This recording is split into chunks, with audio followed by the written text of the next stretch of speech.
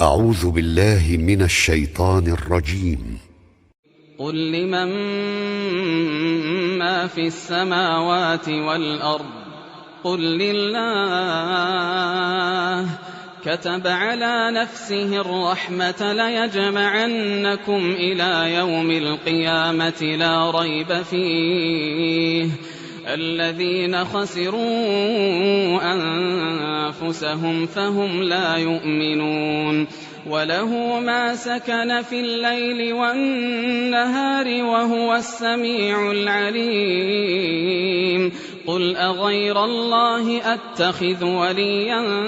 فاطر السماوات والأرض وهو يطعم ولا يطعم قل إني أمرت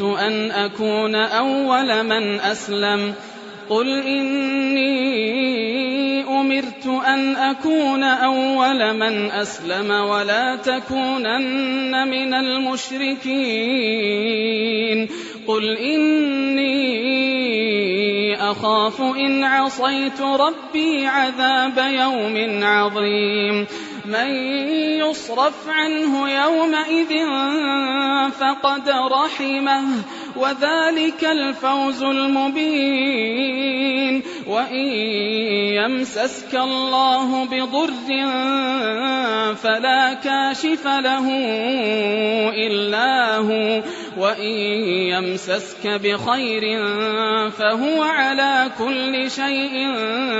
قدير وهو القاهر فوق عباده وهو الحكيم الخبير.